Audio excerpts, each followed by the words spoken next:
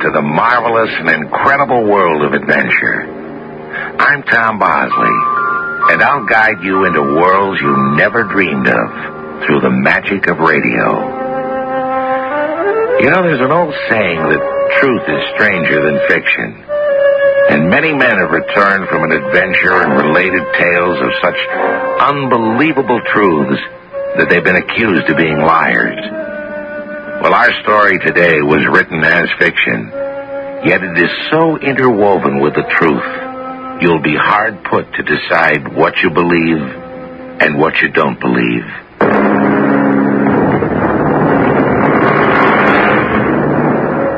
Our adventure, King Solomon's Mines, was written by H. Rider Haggard and adapted especially for the General Mills Radio Adventure Theater by Paul Tripp.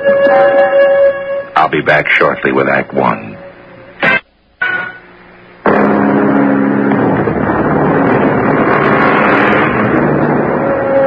Today, the spotlight of the world glares brightly on the continent of Africa. Newspapers and television and radio tell us what happens there every day. Nothing is hidden. But 100 years ago, Africa was known as the Dark Continent, a land which hid its secrets in the depths of a mysterious jungle. Only an explorer and big game hunter like Alan Quatermain could possibly find his way through the twisting jungle trails. Only through his sharp eyes can we experience the great adventure of King Solomon's Mines. I had just made camp at the edge of the jungle when two strangers approached. Alan Quatermain, I believe. I'm Sir Henry Curtis, and this is my friend Captain John Good, late of the Royal Navy. Sir Henry and I have come to Africa to find his brother, George Curtis, who has not been heard from for 3 years. We've been told that you were the last white man to see him. Oh, indeed? Well, that's rather strange. Now, wait a moment. Sir Henry, did your brother have your deep-set gray eyes? Yes. His last letter 3 years ago mentioned he was off to make his fortune in a place called King Solomon's Mines. Ah, yes, I remember it all. There is an old story that far into the mountains there is a mine where the ancient King Solomon acquired a treasure trove of diamonds. Your brother told me he would find it or die in the attempt. Well, is there such a place? Ah, who knows? But I did have a map of the supposed location. I gave your brother a copy.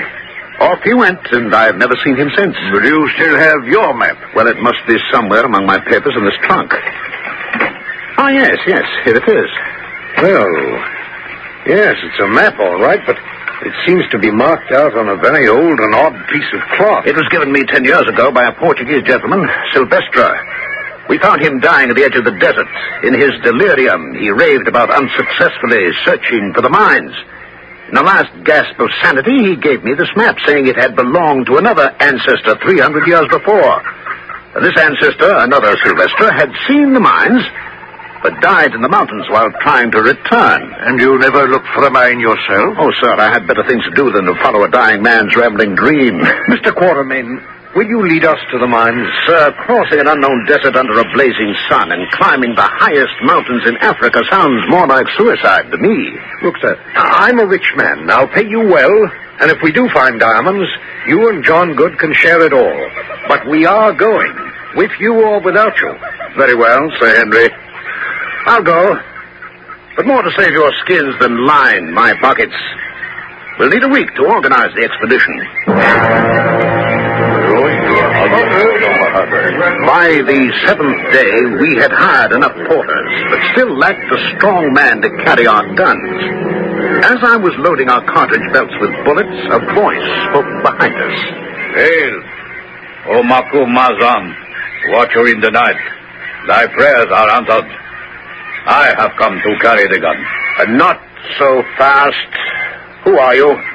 I am called Umbopa, a warrior of the Zulu nation. A warrior with a lying tongue. The Zulus are an ebony black people. Thou art pale-skinned, the light color of a dried leaf. Can you then also see the color of my heart? You are too bold. Go elsewhere and carry another man's burdens, not ours. Oh, I say, Quatermain, why not hire him? He looks strong. He's as tall and brawny as I. Aye, golden-bearded lord. We are men, you and I. Why does a warrior wish to be a porter like a woman? Because I have heard you will cross a great desert and climb snow-covered mountains and seek a strange country. I say, let him come. He looks like a useful man. Very well, Sir Henry. It's your expedition.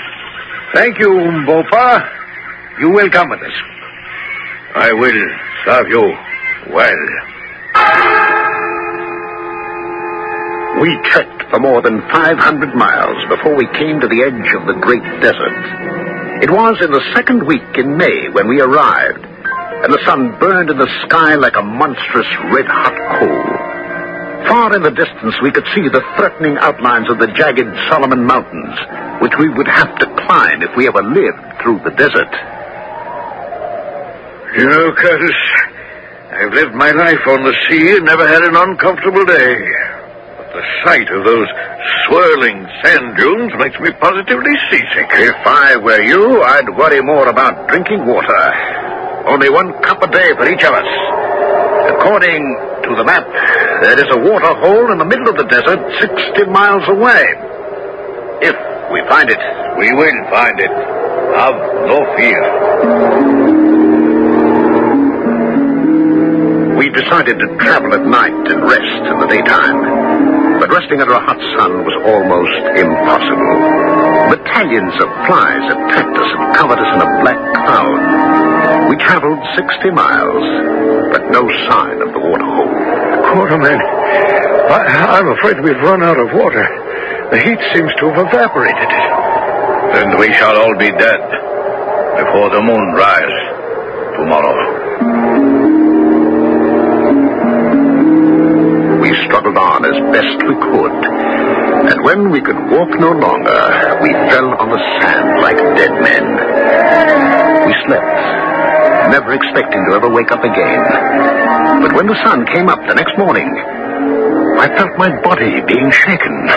Makub Mazan, I do not choose to wake the others.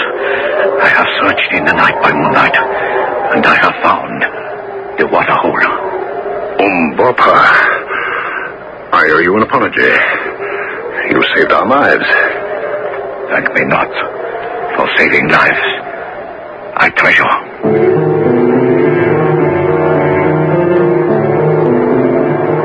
We filled our flasks with water and continued on our way across the desert. Somehow it felt easier now. And 7 days later at noon, we reached the foothills of the mountains. We were too relieved to be frightened by the jagged rocks that seemed to tear into the sky. I shot an antelope, which Umbopa roasted over a fire. We gorged ourselves, and when finally we felt strong enough, we started to climb the mountains. The higher we climbed, the colder it grew. Curtis, the next time we go on an expedition, let's head for the North Pole. It's probably much warmer there. By the time we had reached halfway up the mountain, the sun set, and we thought we would freeze to death. But luckily, the sharp-eyed Umbopa saved our lives again. Behold! There is a cave here. Let us crawl into it and sleep safely through the night. We huddled together to be warm and slept deeply. When morning came and I awoke, I accidentally flung my arm outward and touched a cold hand. The strange figure of an oddly dressed man, his head resting on his knees. Sir Henry, Captain Good, Umbopa, wake up, wake up. Look. Oh, is it my brother who sits there, dead? Oh, I hardly think so, Curtis. Your brother did not wear clothes in the style of 300 years ago. Well, then, who can it be? Can't you guess? It's the old Sylvester whose 300-year-old map we have been following. The freezing cold has preserved his body all these years. And look at that pointed bone in his hand, at the wound in his forearm. He drew our map with his blood. God rest his soul. paid our respects to the gallant old gentleman and climbed to the top of the mountain. Look, Quatermain, we're in luck. The mountain slopes away gently on its other side, and it's covered with tall grass. I've never seen anything more beautiful or peaceful in my life. What the blazes? Someone just threw that spear at me. Hey, a group of armed warriors suddenly burst from behind the trees and threatened us with long, sharp spears. Despite my fears for our lives, I noticed that these men were tall and tan-colored, all of them resembling our friend Umbopa. And there was no time to think any more about that. The strangers advanced, pointing their spears at us. The guns we aimed at them did not frighten them. Evidently, they had never seen a rifle before. It looked like curtains for us. Strangers, who are you? Where do you come from? We are visitors, old man, from the greatest, brightest star in the sky that shines at night. You have offended us. You shall be punished. Be merciful, I beg of you. We did not know you were men of such great importance. My little exaggeration having seemed to work, I decided to embroider a bit more. A wicked-looking buzzard had just landed on a treetop. Look you upon that bird who comes only when death is near. My magic tube will speak the words of death to him, and he will scavenge no more. Thus shall my magic tube speak death to you, old man, if you do not obey us. We will obey. Oh, children from the great star. It is well. Now tell us who you are. I am Infardus, General of the army of Twala, King of Nukuana. Twala the one-eyed. Twala the terrible. Then let us hasten to meet him.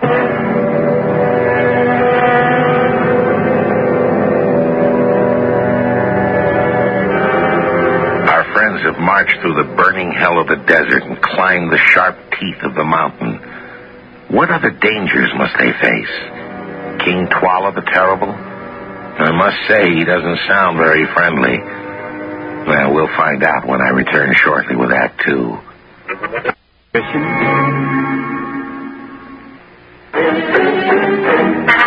The General Mills Radio Adventure Theater will return shortly.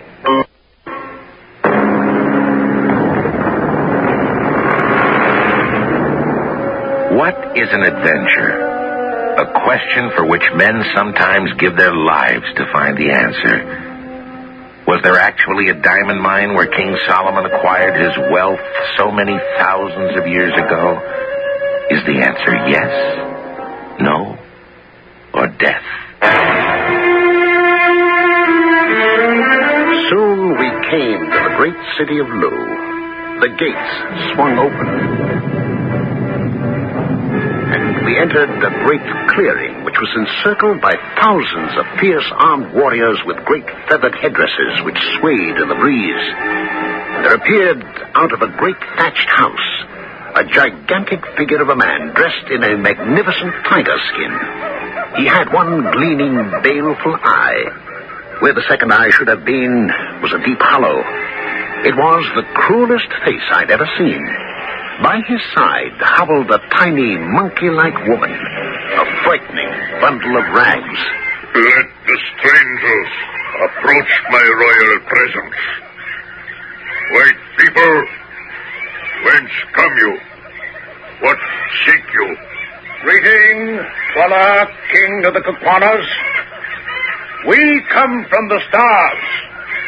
We come to see this land. You come from afar to see a little thing. They die, O king. They seek the white shining stone of the ancient king. They die.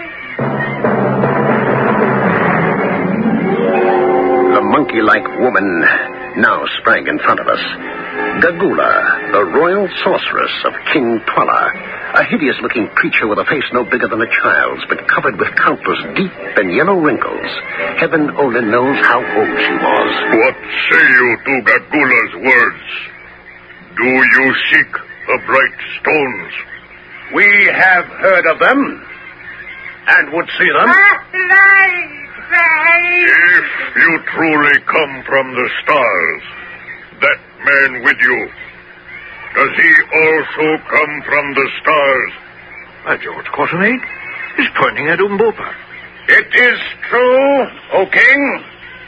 There are people of your color who come from the heavens above as well. Be well, O Twala, and heed what I prophesy. Kill, and you shall live. The white strangers? They are of no matter. But the brown man, who looked like a man of the Kukwana, him you must kill. Or you die, his life for yours. Quatermain, they mean to kill Umbopa. Calmly does it, Sir Henry. Let us all aim our guns at the king's heart. It is for Tubes, O king. They are instruments of magic that speak with the voice of death. Lies! White man, speak the truth, O king. Myself, I saw magic tube speak death to a great bird of prey. Invados. Take the strangers and make them comfortable in thy house. They have come far. Now let them rest. And tomorrow at noon we shall meet again at the great witch hunt. Oh, visitors from the stars, you are welcome in the land of Kukwanas. Farewell, and fear not. No harm shall come to you here. I would sooner trust a pair of cobras than Twala and Gagula. I thank my three friends for my life. I shall repay. No need, my friend. I say I shall repay. I shall repay 1,000,000 times. No, what do you suppose you meant by that? I haven't the faintest notion. Let's go to the house of the Infados and rest. Tomorrow sounds like a big day. It was a relief to be under a roof again after so many months in open country. Infados did his best to make us comfortable. Let my house be your house, O lords from afar, and let not the rudeness of Twala make you think that we Kukwanas are savages like our cruel king. But what is this witch hunt to which we've been invited? Another of Twala's cruelties. No man's life will be safe. Twala fears his people will someday rebel against him, and thus once a month he orders Gagula to smell out all men who are a threat to him, and then he has them killed. You mean the accused men are killed without trial by jury? I know not the meaning of these strange words, but this I do know. Tomorrow I too may be killed. I am Twala's half-brother. I am too of royal blood. Then why not get rid of Twala and rule in his stead? Alas, I am too old. And if Twala died, he would be succeeded by his son Skraga, whose heart is blacker than his father's. Is there no one else? There is one, but alas, I fear he is dead. And, once our rightful king. This is all very confusing, Infados. What happened to all these people? Why are they dead? Ask Twala. Imotu was his twin brother and ruled as a just and gentle king, but Twala plotted against him and had him killed. Imotu's wife fled the country with her infant son, Ignosi. They were never heard of again. If the infant Ignosi had survived, he would now be our rightful king instead of the monster Twala. But alas, he is dead. How do you know Ignosi is dead? What mean you, Umbopa? Listen to me, and I will tell you a story. You say her mother and her child fled from the land of the Kukwanas. It was said they died upon the mountain. Is it not so? It is truly so. Not truly so. First they crossed the mountain, then the mother died. But the son, Ignosi, lived. He was found and adopted by a tribe of Zulu and grew up to be a great warrior. For years, he planned how he might return to Kukwanaland and become its rightful king. For long years, he waited for the right time to come. Then, at last, he met certain white men, and with them he crossed the desert and climbed the snow-clad mountain and came home at last to his native land. What mad talk is this? It is the truth I tell. For I am Ignosi, rightful king of the Kukwanas. Are you then my beloved nephew, Ignosi, whom I have mourned for dead these many years? Even so, my uncle. I bow to thee as my true and rightful king.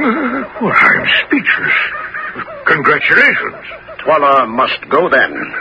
For now you have the rightful king to take his place. I will go now and speak to my fellow generals, and we will raise a rebellion against Twala. We can muster 10,000 soldiers to Twala's 20,000. But with right on our side, we will conquer. But wait. Why do you hesitate, Infados? Do you not believe I am Ignosi? I believe, but will the others? We need a sign. You are wise. We must think of a sign. Well, no, I've just thought of something. Would an eclipse of the sun be an impressive enough sign? Have you gone out of your mind, Captain Good? No, but I seem to remember reading in my almanac that an eclipse was due to occur in Africa about this time of year. Now, wait a minute. I have the almanac in my pocket somewhere. Navy man's never without one. And what's today's date? I believe it's July 19th. Splendid. Listen to this.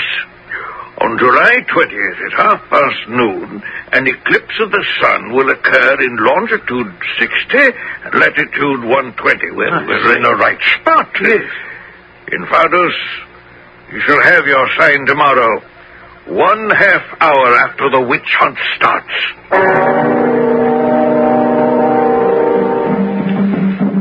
The next day, just before noon, we arrived at the great clearing. It was closely packed with some 20,000 warriors. Twala signaled. 10 giant warriors with great sharp spears took their places behind Gagula, who carried a stick with a rattling gourd at one end.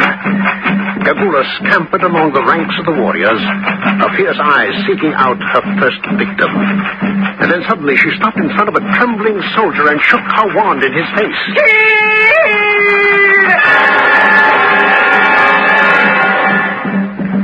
Quartermain, what time is it? 25 minutes past 12. 5 more minutes to the eclipse. Not a single cloud in the sky. Look, Quartermain. Gagula is working her way toward us. And I don't think it's a mistake. Better get our guns ready. Gagula stood directly in front of us, the 10 executioners behind her. She came up to me, shook her head and laughed. She stared at Sir Henry and shook her head. She stepped up to Captain Good and shook her head. And then she stopped in front of Umbopa, or rather, Ignosi. No, you will not kill our servant. You, Twala, shall die first. White strangers, You go too far. I say to my soldiers, kill! And you, Twala, shall also be killed. Let all my warriors surround the white men and kill them. How shall you kill me when 20,000 of my men stand between us? Wait! Look at the sun! He looked. A fingernail of darkness was creeping over the edge of the sun. The almanac had been right. Look, O king! You have offended us, and now we will punish you. Look at the sun! See how night is swallowing it! Swallowing it up to darkness! Neither listen to the lying white man! It will pass! It will pass! Aye, the night will pass over the sun, and it shall shine no more! Ignosi, it is your uncle in Vaduz. Dusk is falling. Do you and your white friends steal away now to the hill outside the city? 10,000 loyal soldiers wait there to fight for your throne. Come, I will lead you there. Give us back our sons, strangers from the stars, and I will spare your lives. Too late, Twala! Too late! You are doomed!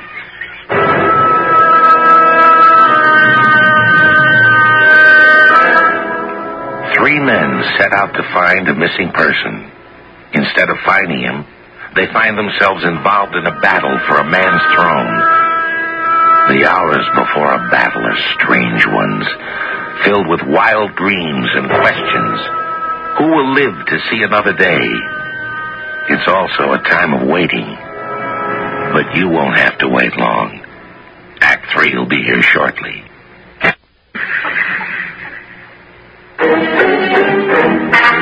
The General Mills Radio Adventure Theater will return shortly.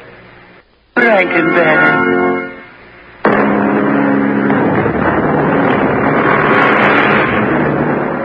A small army has been known to defeat a great army, but great armies have been known to destroy small armies. So what is the secret of victory? Bravery? Who knows? History doesn't play by any set of rules. With each battle, it throws a new set of dice. What are the odds? Twala's 20,000 warriors against Alan Quatermain's 10,000. Are the odds too great? We did not sleep that night. There was too much to do. Since we were camped on a hill, we had the advantage. We ordered huge boulders rolled to the top of the hill. Twala's men would be hard put to reach the top of our hill. We divided the men into 3 columns. Captain Good commanded on the left, I on the right, and Ignosi and Sir Henry, our best fighters, were in charge of the center. Here they would take the heaviest thrust of the battle. The Grey Regiment, the bravest men in Kukwanaland, had volunteered for this position. Twala and his army were marching toward us. The rising sun made the forest of spears sparkle so brightly the glare hurt my eyes. And frankly, I was also frightened. Hunting is my business, not war. Twala came to a halt and raised his hand, which held a gigantic battle axe. His army stopped.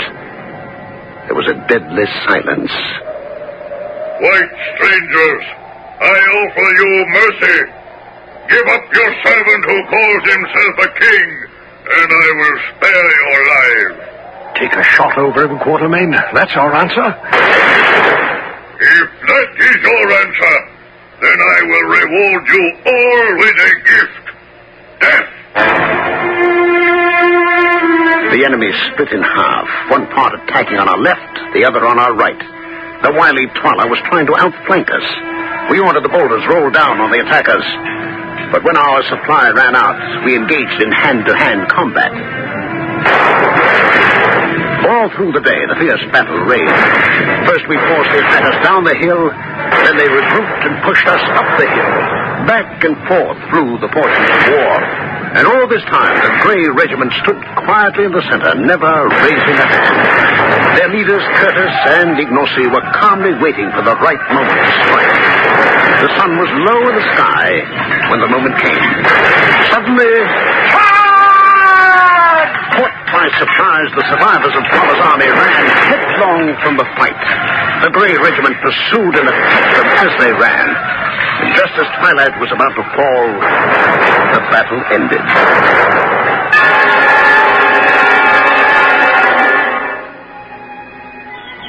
When we awoke the next morning, a sad stillness hovered over yesterday's battleground. Surrounded by his guard, Ignacy, the new king, came to greet us.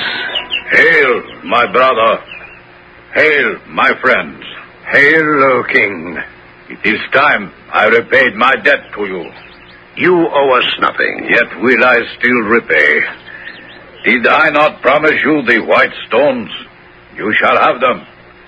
We must speak to the witch Gaguda, for only she knows the secret place where they may be found. I shall take them to the secret place, and they shall curse the day they enter, for their precious white stones may be found only in the bony fingers of death.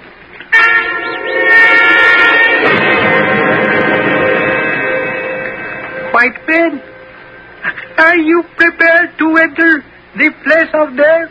Ready? We looked where Gagula waited for us. There was a blank stone wall behind her. The way is here, my lord. I see no door. Do not jest with us. I do not jest. See, my fingers touch the secret place. And suddenly, the wall behind her rose to the roof of the cave, a giant door weighing tons of stone. Enter, white men from the stars. Here, light this other lamp, and behold, the stones you seek. Open the treasure chest and feast your eyes. Good Lord, I can't believe it. 7 great chests filled to the brim with diamonds. Gather them up in your hands. Eat them. Drink them. Choke on them. Diamonds worth millions of pounds. We are surely the richest men in the world. Stop her! Gagula's escaping. No, you don't, Gagula. You stay with us. I will go, and you will stay. She broke away from me and tried to scramble through the descending stone door. I will not die! Gagula struggled to escape the door, which was pressing down on her. But it was too late.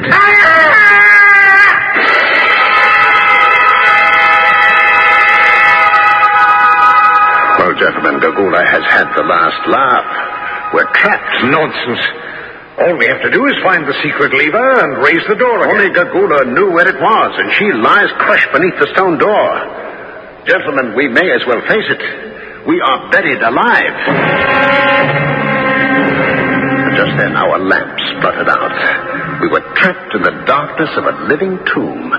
Gagula had had her revenge. Well, I won't give up that easily. How many matches have we left? 3. All right, strike one. Let's see the lay of the land. Well, I don't see any tunnels leading out. Oh, wait a moment. Don't you notice the flame flickering away from us? There must be a draft coming from somewhere behind us. And let's turn around and follow it. Perhaps it'll lead us to some sort of opening. Ooh, ha! The match is burnt out. We'll strike another. Quickly, let's follow the draft of air. Oh, blast. There goes the second match. Strike another. No, it's our last. We'd better save it. Besides, the blast of air is getting stronger. What was that? Well, I tripped over something. We groped in the darkness for the place where Good had fallen. Our hands traced the outline of something round. Had we found a trap door? I feel an iron ring in the center. That's what I probably tripped over. Let's pull at it. All right. Come on. It's coming. Keep tugging. It's open. Feel that blast of air? All right. Light the last match, Quartermain. Right. Look. A stone stairway leading down. Come on, let's go. Oh, there's a light straight ahead. Yes. The light grew brighter and brighter as we approached it. Now we could see blue sky. We crawled through the hole through which the light was coming. And as we stood up, we saw Infantos nervously pacing up and down. He caught sight of us. Oh, my lords, you live. You have come back from the dead. Blessed be the kind spirits that dwell in the sky.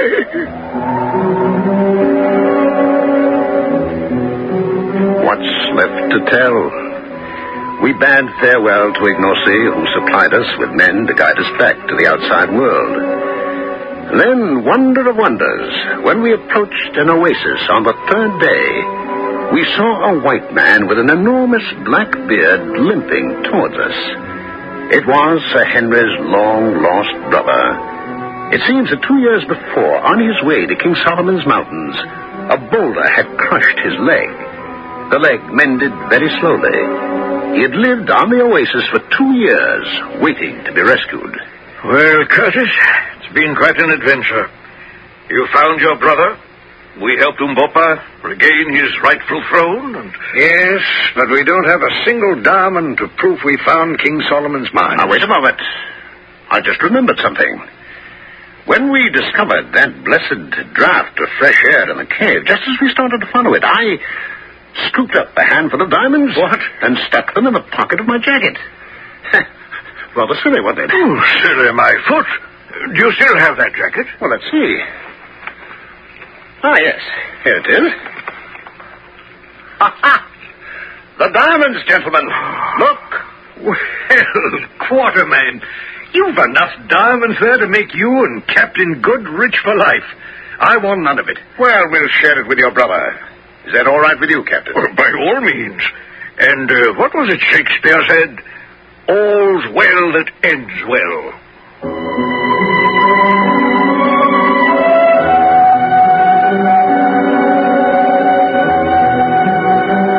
Well, as I said before, truth is stranger than fiction. But in our story, truth was also slower than fiction. Nobody before had ever suspected that diamonds were to be found in Africa.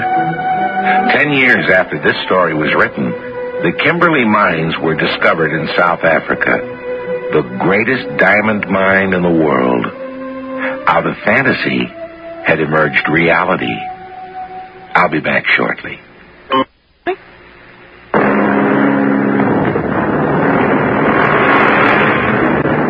Adventure is the act of looking for something and perhaps finding it. The thrill is in the search.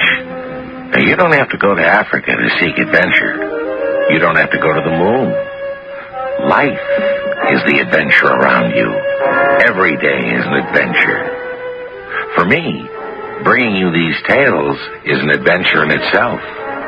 An adventure we enjoy sharing with you. This is... Said abracadabra.